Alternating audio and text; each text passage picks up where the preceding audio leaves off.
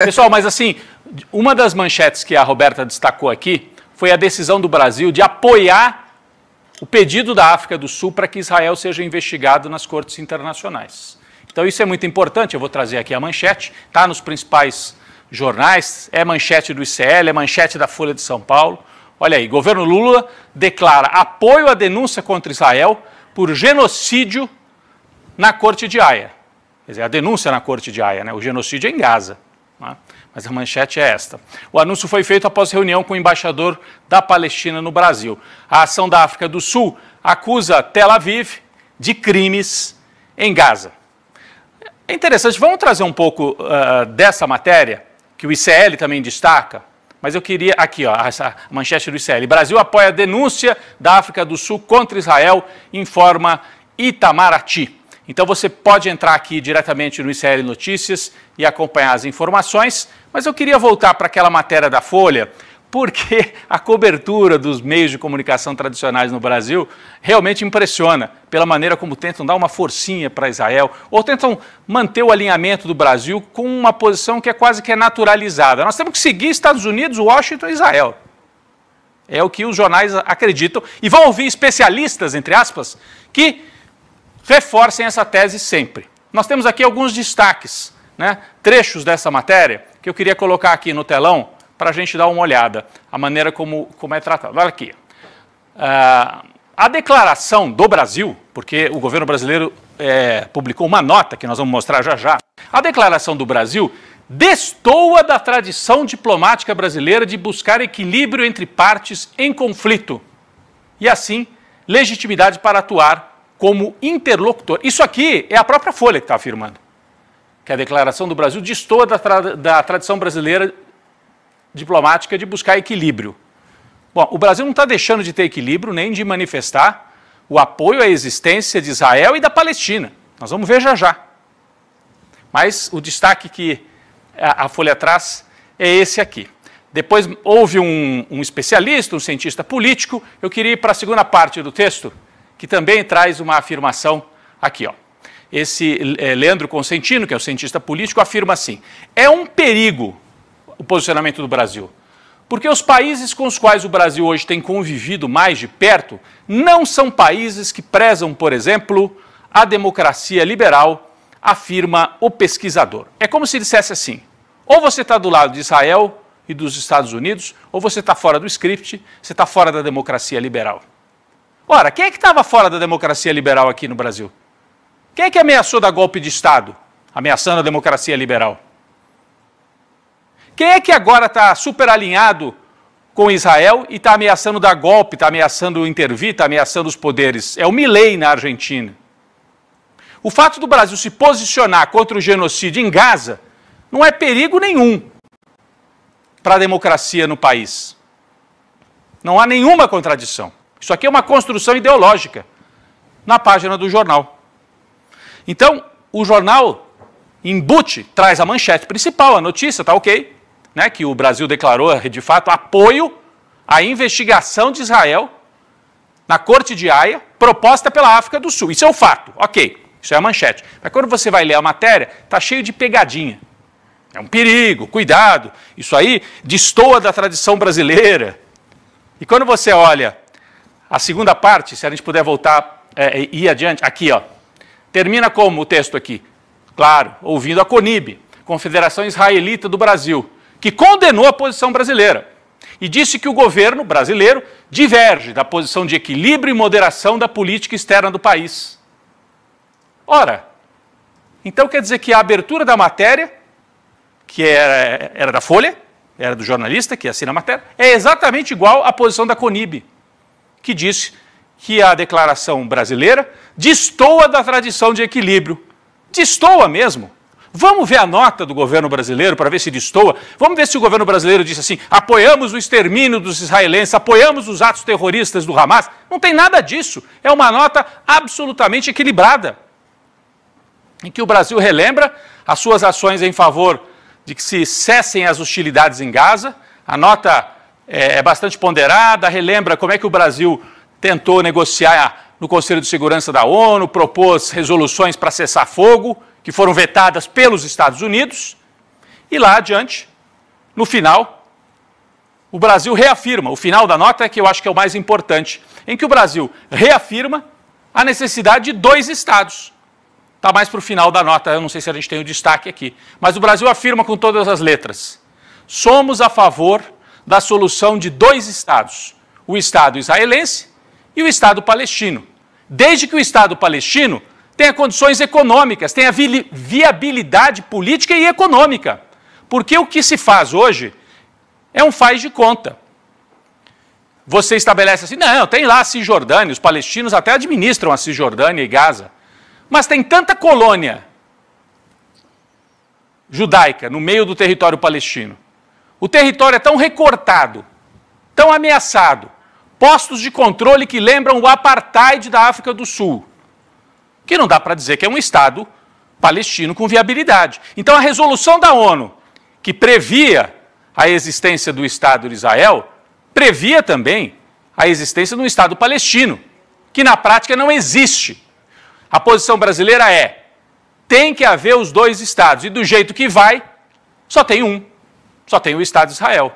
O outro, que seria o Estado palestino, formado pela Cisjordânia e pela faixa de Gaza, está inviabilizado.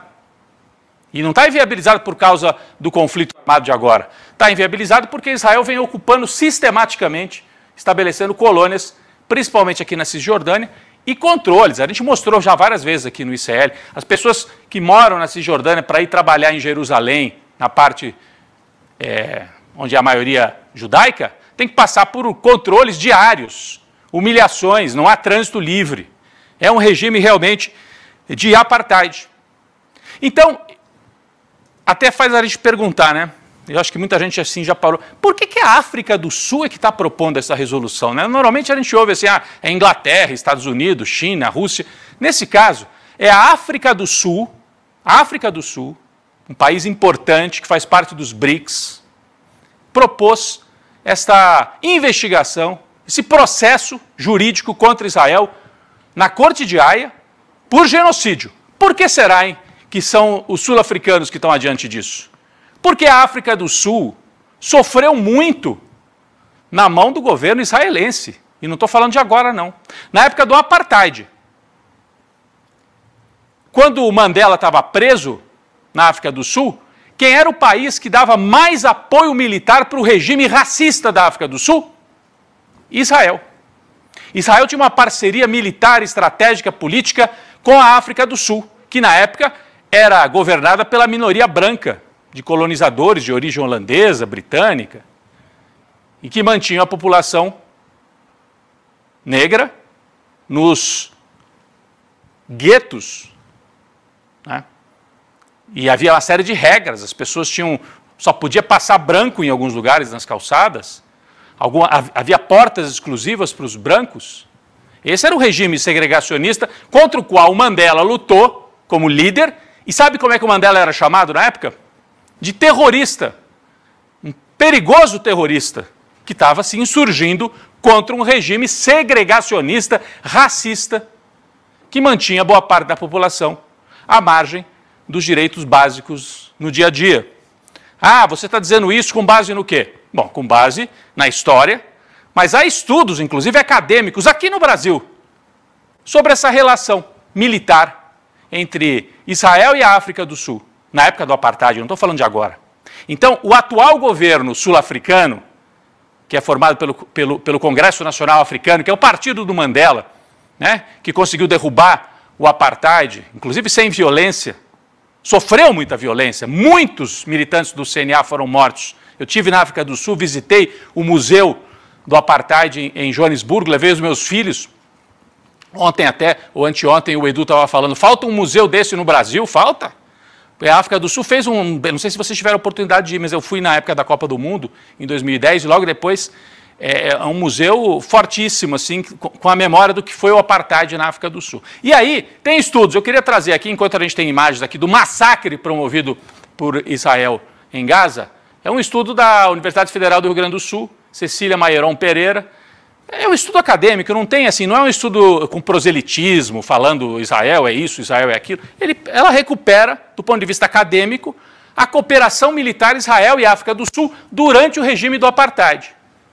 É muito ponderado, eu li, é um estudo bastante ponderado, que ela tenta compreender qual era o interesse de Israel de apoiar o regime de apartheid. E nas conclusões desse estudo, que tem cerca de 50 páginas, aqui ó, foi uma cooperação que permitiu o fortalecimento e sobrevivência do aparato de segurança do regime segregacionista da África do Sul, bem como sua política externa para a África Austral, porque a África do Sul não só tinha apartheid interno, como ajudava a sustentar grupos de extrema-direita que lutavam em Angola e em Moçambique contra a independência de Angola e Moçambique. A África do Sul, porque Angola, quando fez a sua independência, e Angola e Moçambique são ali muito pertinho da África do Sul, fizeram a independência e foram para a órbita soviética.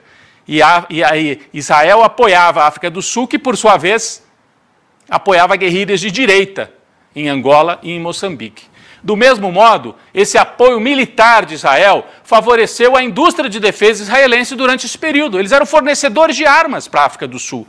Israel ganhava dinheiro com o apartheid. Além das consequências internas, o impacto desta cooperação também se estendeu para suas regiões, em especial a África Austral, ou seja, o sul da África, né?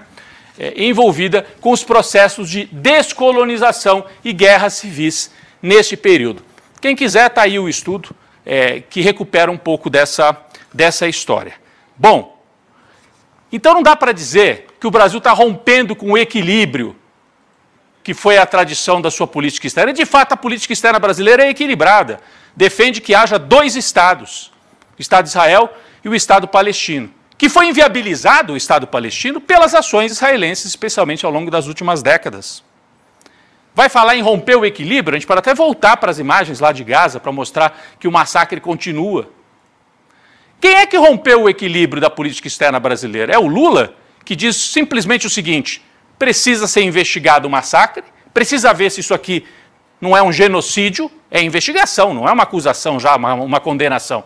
Precisa ver se não é um genocídio, e tem todos os indícios de que seja,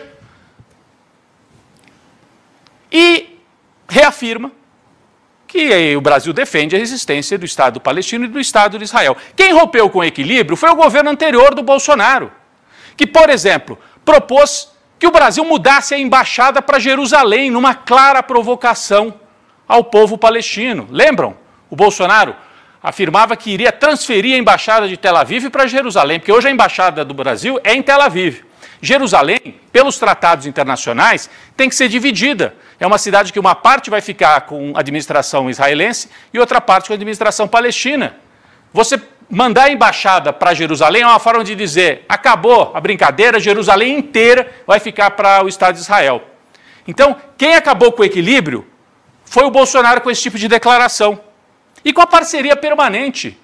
Vocês já viram em algum lugar um movimento político que leva a bandeira de um outro país para suas manifestações? Pois o bolsonarismo levava a bandeira de Israel espalhadas pelas suas manifestações. Tudo bem, as pessoas têm direito de achar Israel um lugar legal, eu tenho até informação, conheço gente que morou lá, que assim, Tel Aviv é uma cidade bacana. Não se trata disso. Não se trata de achar legal Israel, tenho curiosidade de conhecer. Se trata de fazer da bandeira de Israel um instrumento político e de opressão ao povo árabe. E essa parceria, que é política permanente do Benjamin Netanyahu, de extrema-direita, acusado de genocídio, com o Bolsonaro, inelegível, acusado de genocídio aqui no Brasil também durante a pandemia. Então, quem rompeu a tradição de equilíbrio no Brasil foi o Bolsonaro, que alinhou o Brasil de forma unilateral com Israel, desrespeitando a tradição de parceria com o povo palestino.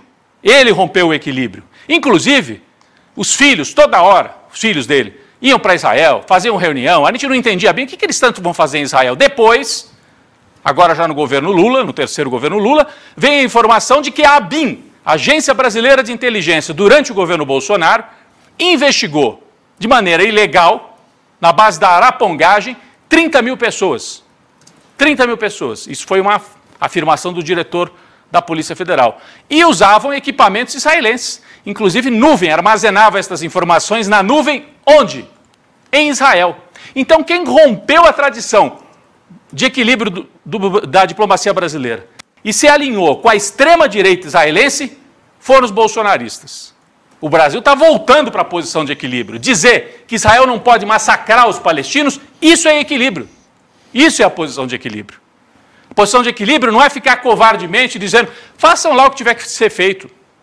Então o Brasil volta à sua posição de equilíbrio humanista e de dizer, tem que investigar, porque os indícios são fortes de genocídio. Ah, é um perigo para o Brasil, porque o Brasil está se alinhando, está se colocando ao lado de países que não são as democracias liberais. Quem que é democracia liberal, hein? É a Itália, onde outro dia teve uma manifestação fascista, que fizeram um gesto igual ao do Mussolini? É a Itália, será? A Polônia é democracia liberal? Onde que tem democracia liberal funcionando bem? Na Argentina, onde o presidente pró-Israel baixa um decretaço para destruir o país? Isso é a democracia liberal? Então, de fato, o Brasil corre algum risco quando se alinha com a investigação e com o pedido para que seja investigado de maneira civilizada, nas cortes internacionais. Olha aqui o fascismo, ó, na Itália. A Itália é governada pela Meloni, de extrema-direita. Então o Brasil se alinha com a civilização e propõe o apoio à investigação do Estado de Israel por possível ato de genocídio. Não é uma provocação, não é algo feito dentro das leis, dentro das regras internacionais que Israel desconhece e descumpre quando massacra dessa forma os palestinos. Mas, de fato, é um perigo para o Brasil, mas não porque ele está se alinhando com os países errados. O perigo é porque a máquina de propaganda sionista a favor da extrema-direita israelense vai vir para cima do Lula, não tenho dúvida. O desgaste vai ser feito, operações vão ser feitas. Está anotado no caderninho da CONIB e de outros organismos aqui do Brasil, porque o Lula se alinhou com a África do Sul, assim como a Colômbia já havia se alinhado, e assim como o Chile também, e a Bolívia na América do Sul. Chile, Bolívia, Brasil e Colômbia, e além da Venezuela, posição forte, exigindo que Israel cesse com esse massacre na faixa de Gaza. Bom, o Lula está sendo corajoso nesse ponto de vista. Aliás, muito cauteloso internamente, até me chama a atenção isso. Internamente muito cauteloso, negociando tudo, e do ponto de vista internacional com posições mais avançadas.